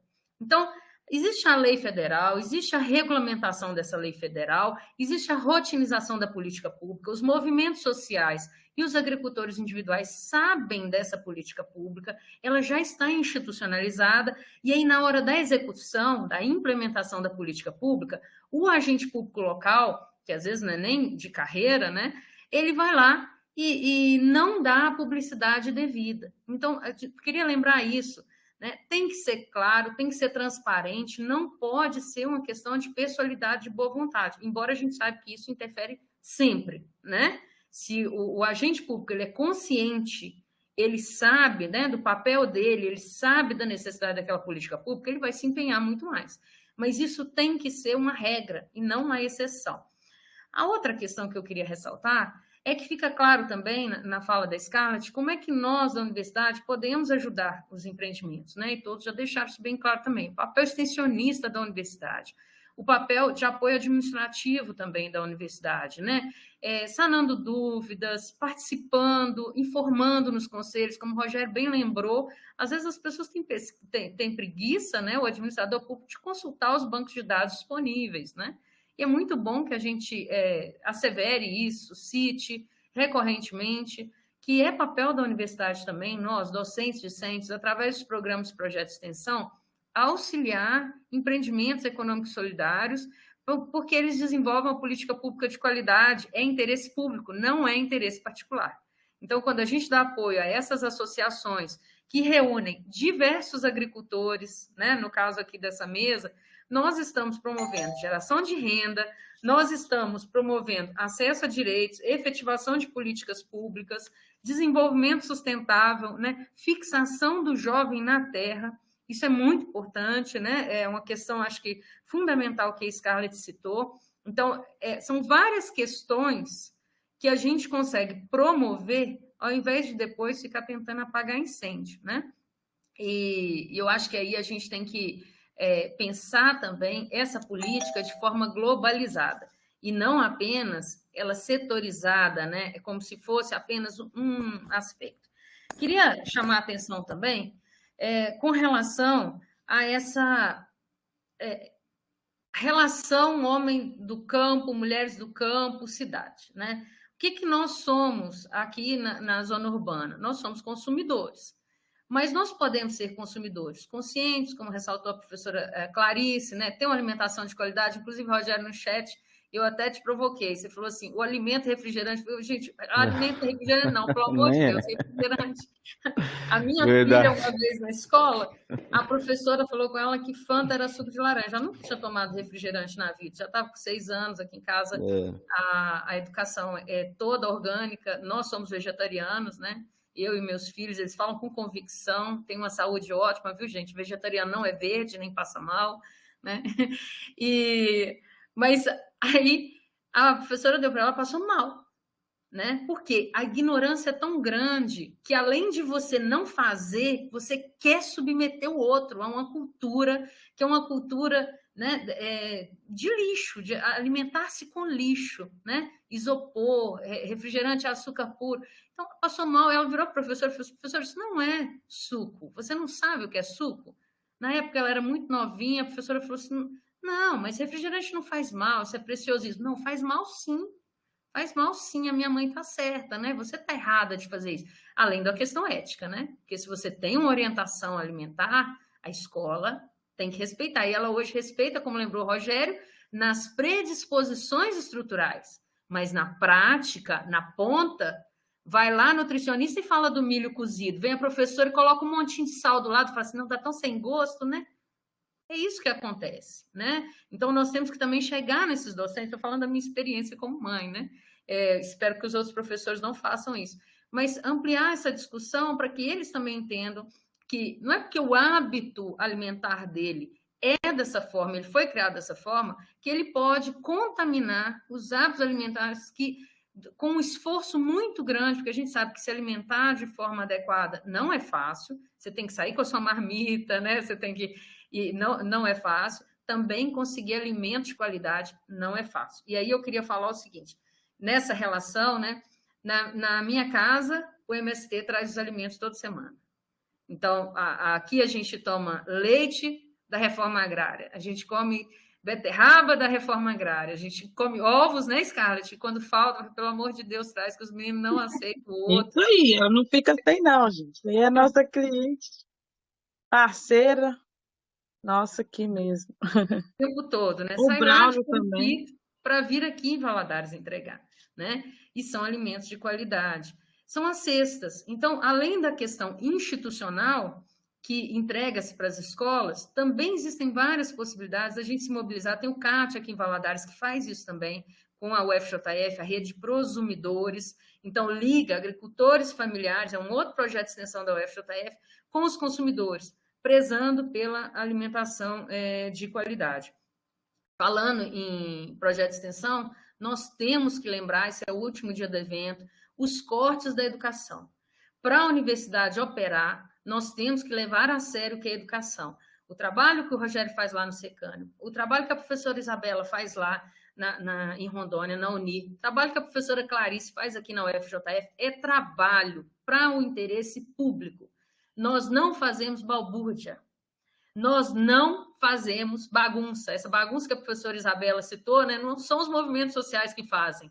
Né? Balbúrdia nós vemos quando o ministro da Educação nos desrespeita como profissionais de carreira, desrespeita as políticas públicas, todas elas, inclusive quando não caracteriza os alimentos adequadamente, transgenia, né, sementes, enfim, todo tipo que a gente, não vamos falar aqui, como a professora Isabela mesmo citou, segurança alimentar, né, já é uma questão, soberania alimentar outra, mas quem sabe ano que vem a gente coloca, gostei muito dessa citação, porque vamos falar de soberania alimentar também, né, no próximo evento. Então, é necessário respeitar a educação, é necessário não atrapalhar, pelo menos, né?